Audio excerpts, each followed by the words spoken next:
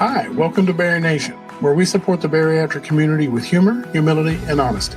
You've just tuned into a podcast that welcomes you into a community, a resource center, and a safe place that powers your journey towards personal wellness.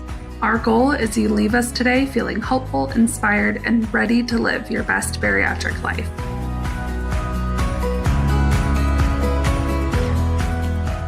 Hey, BariNation, it's April. Today we have the honor of interviewing Dr. Ann Rogers for the second time. Dr. Rogers is the current ASMBS president, and she has spent her year helping practitioners and patients lift the shame and stigma that can surround bariatric surgery. Recently, a report came out that recommends that practitioners expand the criteria that they use to diagnose and define obesity. It's an extremely powerful shift and one that I think patients have been hoping for a very long time. In many ways, it's dethroning BMI, not taking away completely, but it's opening up different ways that we can talk about and think about the disease of obesity. It's been an honor to get to know Dr. Rogers and to hear what she's doing and what the ASMBS is doing to carry this new mission forward. If you have been struggling with excess weight for a year, decades, your entire life, this conversation is really going to give you a lot of hope.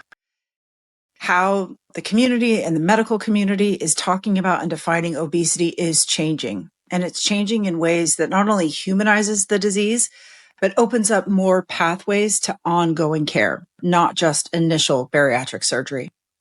We want to extend a deep and heartfelt thank you to Dr. Rogers and the ASMBS for allowing us to have the time to sit down and interview Dr. Rogers and her esteemed colleagues. All right, my friends, we know you're going to enjoy this episode. Let's dive in. Welcome, friends. Today, I have the honor of welcoming back one of the most famous women in obesity medicine, Dr. Ann Rogers. Hi, Dr. Rogers. Hi, good morning. I'm so thrilled that you're joining us again. Dr. Rogers is the current president of the ASMBS. And if you have not listened or watched our first episode with her, it's linked in the show notes. Highly recommend you do so. Like I said, Dr. Rogers is the current president of the organization that really sets the standard for bariatric surgery. And you are on a mission to help lift the shame and stigma that surrounds bariatric surgery. Will you take a moment and introduce yourself to people who haven't watched that first episode? Sure. Well, like you said, I happen to be this year's president of the American Society for Metabolic and Bariatric Surgery. My presidency goes through June of this year, so not much longer. Longer. I'm passing the gavel to my dear friend, Rich Peterson. But I'm staying around. I'm going to be the immediate past president, and I'm going to continue to be involved. My theme for this year was ending the stigma of obesity. And we're not there yet, but I'm going to continue to try to make it happen. And we've been doing a lot of work to try to carry that torch forward however we can. Yes. Well, your first podcast episode with us definitely helped move the needle on that. And I know it's a topic of discussion in and out of BariNation every single day. Yep. I know. Yeah. It's hard. It ain't easy. It is not easy. No, patients carry a lot of guilt, shame, and blame. The culture that we find ourselves living in helps us carry that guilt, shame, and blame. But these conversations, we know, really help lift that. We see it happening every day in the BariNation community. We see it happening in the greater community. And when patients and providers can connect around the meaningful treatment of the disease, we can really start to lift that. We can feel that we can move forward and make progress. Yeah, I think that's the main thing, is for people to understand that obesity is a disease. And my dear friend, Teresa LaMasters, who was president 2 years ago at our recent Obesity Summit, where we gathered a lot of different doctors and providers and organizations and industry partners to talk about what we can do to try to move the needle to get more people help. She made a great point. She said that obesity is something that can be treated, it should be treated, and it deserves to be treated. And we really have to get that message out. That is a perfect place for us to maybe start this conversation, right? So exactly what you said, it deserves to be treated. Yep. Why then do only 1% or 2% of people who qualify for bariatric surgery undergo the procedure? I think it's being hit from all sides, because not only do a lot of doctors not necessarily believe that it's a disease, but even if they kind of believe it's a disease, they think it's something that patients bring upon themselves. Mm. And they may not think that consciously, but somewhere deep inside, they're thinking that, it's volitional. It's something that patients could do something about themselves. Yeah. And while doctors are thinking that, families are thinking about that, patients are thinking it themselves. Patients are ashamed, and they're thinking, oh, if only I could just stop eating. How do you stop eating cold turkey? Right? Yeah. You can't. Yes, you can't. Right? No. You just can't. And you're hungry all the time, and you're thinking about food all the time. So it's terrible. Yes, it is terrible. And I know as a patient, I carried that guilt and shame around with me for a very long time, and for decades. I thought that I was 100% in control of what was going on. Yeah. And I was not. I was not. And how is it that you would choose to be heavy and to eat too much? Why would you want that for yourself? Of course not. Yeah. Of course not. And as you know, right, with the disease of obesity, it's unhideable. You cannot hide behind excess body weight. It's there, out there in the open. And I think that, right, that public showing of the thing that you're struggling with so much just adds even more of that guilt and shame. And you do everything you can do to not be seen, but yet your body is not going to allow that to ever happen. So you're constantly in this war with yourself. And imagine going to the grocery store, right? Yes. Everybody's judging you, and they're looking in your cart, and it's just, it's terrible. Yes. It's a struggle. So at this Obesity Summit, the ASMBS really invited and gathered people from all different facets of obesity medicine. And your goal was to understand, how do we really help more people get access to care? How do we all work together? Yeah. And I can't believe how many people we got in one room to work together to get that message out. People who never would have gotten together before. Endocrinologists, lipidologists, physicians, not just surgeons, internal medicine doctors, you name it. They were all there, and they wanted to talk about how we all work together to treat this real disease together. Yes. Yeah. Well, and I would imagine doctors in any facet of medicine are frustrated and worried for their patients who are battling excess weight. Even if they don't acknowledge that it's obesity, they want their patients to be well and to get healthy. But they have to be frustrated by running into a wall when they tell their patients, eat less, move more. Their patients eat less, move more. Right. And nothing happens, right? And they have to be doing it for decades. Right? Yes. For decades. So what were some of those big takeaways from this Obesity Summit? Well, there were some takeaways we would have liked to have that we were not able to have. So we had invited HHS and CMS, and they wanted to come, but unfortunately, because of the current administration, they were not allowed to travel. So they were not able to be there. So that was deeply troubling. And similarly, we invited many of the big insurers, and they were also concerned that they would get in trouble if they were to travel. So they were not able to be there either. And I think that's a loss, because we needed to have their voices present. And that would have been really, really, really helpful. Okay. So we didn't have them there, but we had many of our corporate council members were there, instrument manufacturers and whatnot. We did not have drug manufacturers there, and that may or may not have been a last minute mistake. It's not clear. I think they should have been there, and I think in retrospect they wanted to be there, but they were not. But of the people who were there, and we probably had somewhere between 100 and 120 different organizations represented there. There was great agreement that this is a disease and we need to tackle it from multiple angles, and we had it professionally moderated. So a number of different themes came about, And we're waiting to get feedback from these professional moderators. And I think we're going to get that feedback in the month of April so that we can decide where to go from here. Oh, wonderful. Yeah. So, to be determined, but we should know soon what the next steps will be. Okay. I've seen some of the infographics that have come out of that discussion. Yeah. Yeah. And I was surprised in the best possible way to see some things on there that I wouldn't have thought from a patient perspective was there. Like There was so much focus on education. How do we really change how we educate people, not only about the disease, but treatment options? And that was in a place that was talking about education at the PCP level, right? So your primary care provider, that's where these conversations can start with an endocrinologist, with family medicine, right? At these with places. medical students. With medical students. We talked about that. And I thought I saw, and I really had to zoom in on these pictures because the infographics were amazing. They were huge. Yeah. They were huge.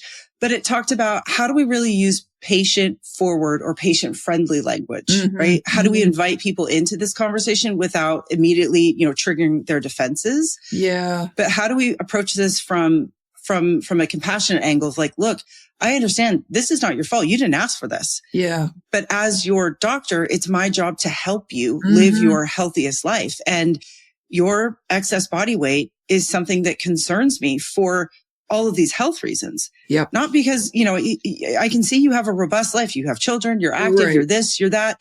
I'm not talking about that. You're rocking and rolling in that area.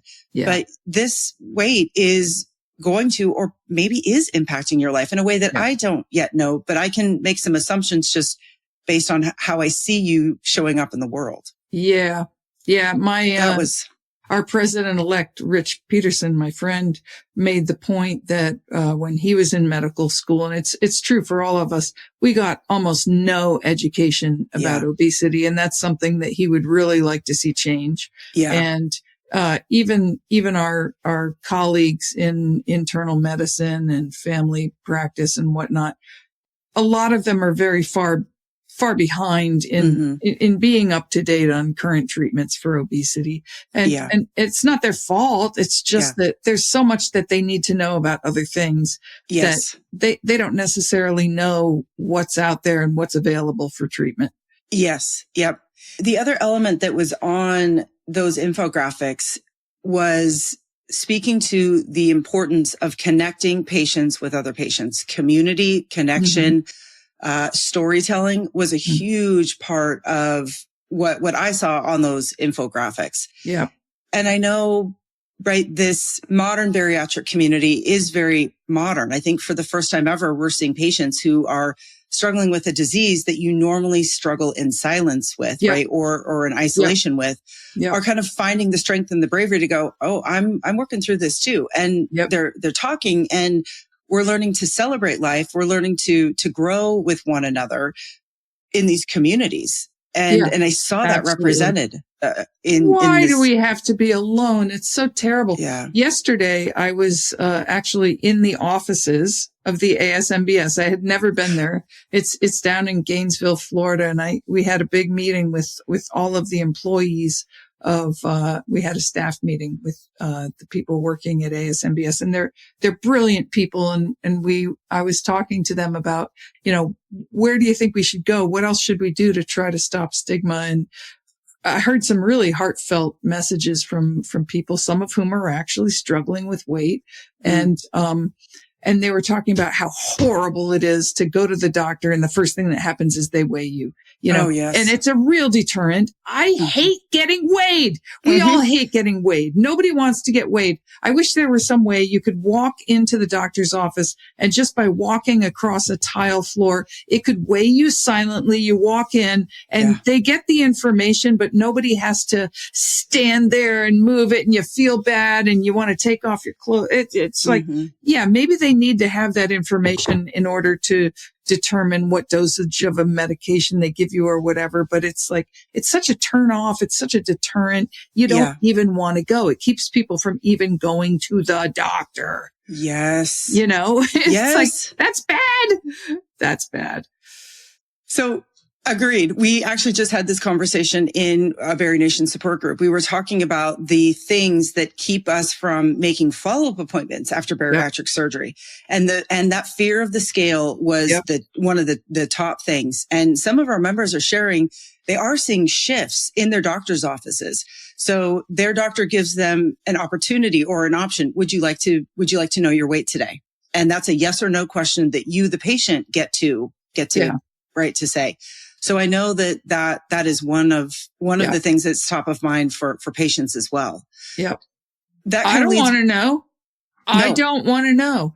No. If I choose to know, that's one thing. And if the doctor chooses to say, hey, do you want to talk about weight and But, that is one of the things that came up in the Obesity Summit is we need some sort of clearinghouse where it's easy for patients who want to figure out something to do about weight, where they can just go somewhere and have a number to call and it's easy to get help.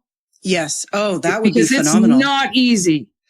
It is not easy. We say all the time on this podcast and anywhere that we have a presence, right? Just make that appointment. Just make that phone call. Just go and book it. But where and who and, is the doctor going to make me feel bad about what I'm struggling with? Or is my insurance going to cover them? There are already a million hurdles that you have to kind of work through as soon as you make the commitment to make that appointment. Right. So we definitely understand that as patients, and to help provide a more clear pathway or hurdles that are a little bit shorter would be monumental in more people accessing care, I think. Yep. The thing that we were just talking about, the weight, remind me of the Lancet report, right? This new kind of way that we can diagnose obesity in patients. Dr. Ponce on a recent episode really kind of broke this down. But what I hear you saying is wondering how we can really embrace what the Lancet report is recommending for diagnosing obesity, because it's so much more than just what a person weighs. Right? There are other factors that go into it. I think the point of the Lancet Commission really was that we need to get beyond this concept of BMI. Yes. And so we have been stuck with BMI for like 100 years or more. Mm-hmm.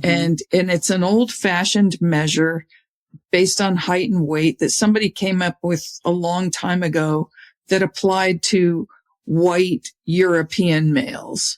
And so it's not applicable to a lot of other people, right? Mm-hmm. Like people of color, women, younger people, older people, blah, blah, blah, Asians in particular. Yeah. And so it's a rough and ready way of looking at populations, maybe, but it's not particularly good when you're looking at an individual. Mm-hmm. So if you just look at an individual's BMI, it doesn't necessarily tell you if they have the kind of visceral adiposity that means that they actually have a disease. Mm-hmm. Basically. And so the point of the Lancet Commission's paper was to try to help to define obesity as a disease. Yes. To help define it as a disease. And I think when the paper came out in January, I think a lot of people who take care of this problem, a lot of surgeons and a lot of obesity medicine specialists were terrified by it and were violently opposed to it because they thought it meant that it was going to classify certain people as having severe obesity, but not having a disease. And I do believe that they're incorrect. Yes. I do believe they're incorrect because if you get down into the nitty gritty and Jaime Ponce might have, and I didn't see his podcast, and he might have shown you a simple graphic about what the bottom line of the paper is, that basically if you have a BMI of 40, you automatically, by definition, are defined as having a disease. Okay. So anybody who has a BMI of 40 is presumed to have enough visceral adiposity to qualify as having a disease. Okay. And so everybody else in the world should probably have some other kind of what they call anthropometric measurement of their body to determine if they have the kind of visceral adiposity, such as a DEXA scan. And that's a way of seeing how much fat you have in your body. Yep. Or your waist circumference, or waist to hip measurement, or waist to height measurement, or something like that. And then if by that quantification they decide that you have obesity, then they want to look and see if it has started to affect organ function. Right? Okay. So by organ function, it would be things like, has it started to affect your kidney function? Are you having joint problems? Are you having shortness of breath? Are you having heart problems? Blah, blah, blah. And I've never yet had a patient come to my office for bariatric surgery who didn't have at least one other associated problem. Yes. Yeah. You know, there's this group, and I think they call themselves healthy at any weight, blah, blah, blah. And they want to believe that they're healthy at any weight.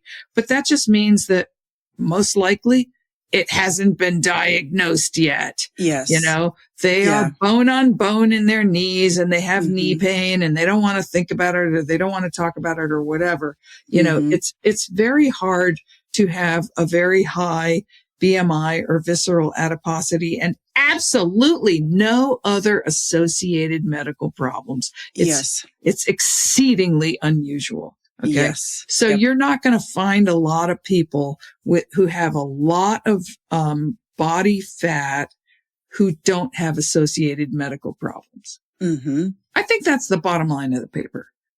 I would agree. I've actually read it. So I've read the complete 56-page. It's long. It's long. And it's a long paper. And I know that some of you listening or watching want to nerd out like I did as well. So we're going to link it in the show notes. If you would like the condensed or the full. Read, strangely. Yeah. It kind of is, because what I left that reading with was really what you were talking about. It so clearly, I think, starts to talk about the disease of obesity in a way that is real and connected to the things that people experience as they kind of go down this road to obesity. Exactly. You might not have clinical obesity yet, but you are at that middle level. You're in kind of that preclinical where your BMI might be high, your waist to height ratio might be high, but you don't yet have any of those other impacts. But the report, you can run a marathon. It's a miracle. It's exactly, a miracle. right? You can do all these things. But what I took away from it is just because you don't have the clinical obesity, you still need treatment for the other things that you could be experiencing in your life. Even though you're not to that final big stage yet. Absolutely. You still deserve help at that middle level. And even at the beginning level as well. Dr. Ponce kind of walked us through this, yes, no scenario. And there is a pathway for people who have excess body weight, who are just larger, but don't have any of the negative effects yet of the disease. And you can have high blood pressure and be skinny as a rail, or have diabetes and be skinny as a rail, and you can still get treatment, right? Same sort of thing. Same sort of thing. And what I just so appreciated about reading that was for me, the report took a step back and said, let's look at all of these factors that can go into a person really being healthy. And there were so many things to look at. And as a patient who for 37 years, the only number that mattered in the eyes of my doctor was my weight. All of a sudden, it gave me such a much more wider lens that even I, as a patient, can now have discussions with my new PCP about. So I've had my RMR tested. I had my VO2 max tested. I had a DEXA scan for the very first time in my life. And that opened up so many conversations and avenues for me to pursue in partnership with him true health. like real health that will help me live longer and help me do things for longer in my life. Oh yeah. My weight is a single data point, but now I have, 100 other things that we're talking about. And all of those different things are now levers that I, as a patient, can pull and modify and work on, and really just let my weight go to the wayside. Oh, that number matters, but I was giving so much weight to it. But now my focus is on what can I do for my visceral fat? What can I do for bone health? What can I do for, for strength and conditioning and mobility? Mm-hmm. That's what's really important here. I can do all those things with a little bit of excess tissue. I just need to make sure that I'm pulling the right levers so that I can do the things that I want to do. This makes me think of this guy that I watch on Instagram, and maybe this is a digression. He's an influencer that I like, and he was complaining about how he had been able to eat all sorts of things, and then all of a sudden, everything he ate was giving him indigestion and nausea and vomiting and diarrhea, and it was terrible. And he would go to doctor after doctor, and they ignored him, and they would say, you just need to lose weight. You just need to lose weight. Just lose some weight, lose some weight. And he finally wound up in the hospital, and it turns out he had a stone stuck in his common bile duct, and he needed a couple procedures to get that cleared out. And his take from all this was, now I know what it's like when women are poo-pooed about their pains and everything. I was being poo-pooed about my weight, and I was thinking, well, this kind of was related to your weight. But at the same time, maybe we need to stop saying, it's your weight, it's your weight. Weight is an issue too, but we can't just say, it's your weight. We have to delve deeper into these other things that are associated with weight. Yes. I have a very personal story about how weight bias has impacted the trajectory of my life. But I felt like for the first 37 years of my life, the get out of jail for free card that my doctors used was weight. No, this is your weight. You need to lose weight. Move more. If only. And for 37 years, that was the solution. And it was diet after diet after diet after diet. And yet nothing changed. And their solution didn't change. So for 37 years, they kind of knew you wouldn't be able to lose enough weight to make that change, right? Right. The one time that I was able to lose a significant amount of weight 2 times. And of course it came back with a vengeance very shortly after I hit that low. And their answer was always like, well, that's disappointing. Try something else. Yeah. And I was like, thanks for the help. Okay. Right. But that absolutely altered the trajectory of my life. My fertility issues was blamed forever on my weight. Wasn't the case at all. And they didn't even investigate? No. Wow. Nope. Did not investigate. So I hold a lot of anger, and I hold a lot of rage around that. I bet. But I can't put that genie back in the bottle. You can't go back in time. I can't go back in time. But what I can do is encourage people to force or to ask their doctors to dig deeper. Dig deeper. In case. Just in case, right? Like, can we move beyond the weight, and can we run some different tests? Can we explore this different angle? Just in case, because it could absolutely be something else. And weight absolutely was a factor, I think, in other things, but not in this particular. Not in that. So that weight bias and that weight stigma. That's upsetting. Because it's an easy out for them to do nothing. It is an easy out. And when I really came to this realization recently, I really had to spend some time understanding that rage and realizing, again, conversations. Thank goodness I attended so many BariNation support groups, and in those conversations that I was able to have with the therapists that lead them, they helped me understand I was looking for somebody else to pay the price for their negligence, because I feel like for 37 years of my life, well, for my entire life, I have been asked to bear the responsibility and bear the consequences of somebody else's decisions and actions. That makes me extremely angry and frustrated.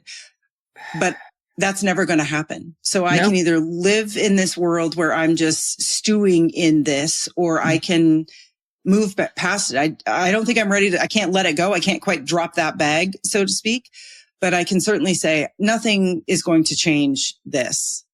But what I can do is have these conversations with people like you. We can implore people listening and watching to dig deeper, push back. Yes, exactly. Ask for something different, and realize that your weight is probably hindering an aspect of your life, or it hasn't yet, but it will. Mm-hmm. The weight is not necessarily the thing that's causing it, but it is in concert with whatever else is going on. And by tackling that excess weight, you are actually addressing so many of the other underlying issues that you either are facing or will be facing soon. Yep. It's really, bariatric surgery has been one of the best things for me to kind of treat multiple things with one thing. It's one tool, but it is helping me with so many projects around my house. That's right? Like, that's the power of surgery. That's amazing. Right? I mean, in all fairness, I hate to speak badly of my colleagues. You know, I hate to say, you know, that bum, he should have looked further. I mean, it's probably very, very difficult to be a family doctor, because they're given, you know, a few minutes to cover a lot of things, you know, and it's a terrible world for them. The first appointment with my brand new PCP was 15 minutes. Yeah. And what are they going to cover in that time? Jeez, oh my Louise. God. You know, like, he could just get through my medical history, and thank goodness he actually reviewed it beforehand, and he took 30 minutes with me, not 15. But it is a lose-lose situation, I think, for anybody really wanting to engage with patients on a meaningful level. But I think that's kind of where we can partner, we can work together. If our patients are really leaning into the education, right, that was really talked about at that Obesity Summit. Correct. And if we are taking the time to educate ourselves, if we're learning about the disease, we're learning about what this means, we are really taking in that education. When we meet with our care providers, we're bridging some of that educational gap. Yeah. Right. So we're not spending time on the basics. You as a patient get to go in and say, okay, this is my baseline understanding. I have questions about this, and this. Yeah. For the medical provider to then meet you where you're at and say, wow, awesome. Yeah, let's talk about these things.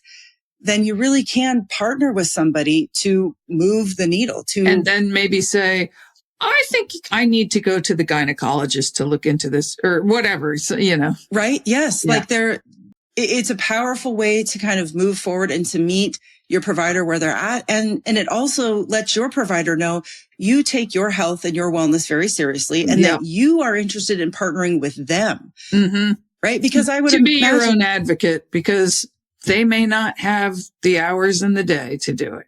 No. Right. Yeah. And I would imagine, just even from my experience as a teacher, sometimes it gets really hard to go to bat for the kids that are not even stepping up to the plate. No. Right? Like, I will give all of my effort to those kids, but the kids that are showing up for themselves, and I can see them making the effort, I'm going to stay late. I'm going to join you on another Zoom. I'm going to give you 8 chances. You just get more. Everybody gets the same, but those kids that really show me get more. They are invested in understanding this, man, whatever I can give you, I'm going to give you. Yep. And I think that's just human nature. And I can see that also with these care providers. They're going to give their best to everybody. But if I show up and I'm a heavy hitter and I'm like, okay, I know this, and this, I'm struggling with this, and this, I think this could be a pathway forward. What do you think? Well, if we can provide that for patients, I think it's great. And I think our patient education stuff is getting very, very good on our website. So I hope people are able to make use of that. And the ASMBS website for patients, you guys, is linked again in our show notes. These show notes are going to be rich with resources for you. So absolutely take some time, open up that description and go through everything that we have talked about today. Because I really do think this is how we can help move the needle on this. And that's kind of my final question for you, Dr. Rogers. As patients, what do you hope or what do you wish, what do you enjoy seeing patients doing that are not only helping themselves treat the disease, but are encouraging others to start treatment for the disease? Oh God, it just takes so much courage. It's so hard to be a patient. Every time I see a patient actually do something for themselves, I tell them, God, it took a lot of courage to enter this program and to go through this program. I don't even know how they do it, because just to walk in the door and make an appointment is unbelievable. So I just stick with it. Stick with it. It's the only thing that people do for themselves, you know? Yeah. Most of our patients are women. We do have some men in the program, but when I see women who come in, there's two things women do for themselves. They get a haircut every 6 weeks and bariatric surgery. It's unbelievable. You just got to stick to it. You got to do it. It's for you. Yep. Nobody else is going to do it for you. No, unfortunately, like everything in life, right? Anything that is worth pursuing, you have to pursue with your whole heart. And you are the one. If your inspiration or if your spark comes from listening or watching or following people who have undergone obesity treatment, awesome. Wonderful. We know the most powerful way to change is by listening and watching the stories of others. Yeah. And what we really realize, especially in the BariNation community, we all understand what it's like to struggle with excess weight, right? We get that. We know what it feels like. We, physically and emotionally, we get it. We get it. Right. But when we see somebody doing something to actively treat the disease and we see them making a positive change, all of a sudden our brain goes, wait a minute, that person is me. And if they're doing it, I could do it. I can do it. Yep. That's the power of telling stories. And don't hide. If you're doing it, let people know. Don't hide. Just talk about it. Be proud of what you're doing. Don't hide behind shame. Be proud. Yes. Be proud. And it's hard to do because we understand how much shame and guilt and worry that we carry. But the best thing that we can do is live our best lives publicly, right? Yep. Even if you don't want to share that you're undergoing treatment, that's okay. You living your life authentically and proudly and just showing up in the world as you want to show up is a testimony to you. And it's a testimony to how powerful the treatment can be. And it's going to help somebody else. It is going to help somebody else. It absolutely is going to help somebody else. Yeah. If you are watching or you're listening to this episode and you think you are ready to make that next step, we applaud you. And that next step is go to the ASMBS website, search for treatment providers. Notice I didn't say surgeries. Look for treatment providers, surgery, anything. Just start the conversation. Start this conversation with a professional that you know views obesity as a disease and is excited to help you start treating it. Surgery might be something that you discuss. It might not be, but you're not going to know until you make that appointment. So head to that link, go to the ASMBS website, search for a provider and make a phone call. That is our call to action for you today. Start the process. Dr. Rogers, thank you so much for joining me today. It's been great. Thank you so much for having me. We love connecting with you. If people are interested in maybe reaching out directly to you, what's the best way to do so? By my email. You got my email. Send it on. Awesome. Wonderful. We will make sure that is also linked in our show notes. Thank you again. Thank you again, right. Dr. Rogers. Have a good one. Thanks. All right. Bye-bye.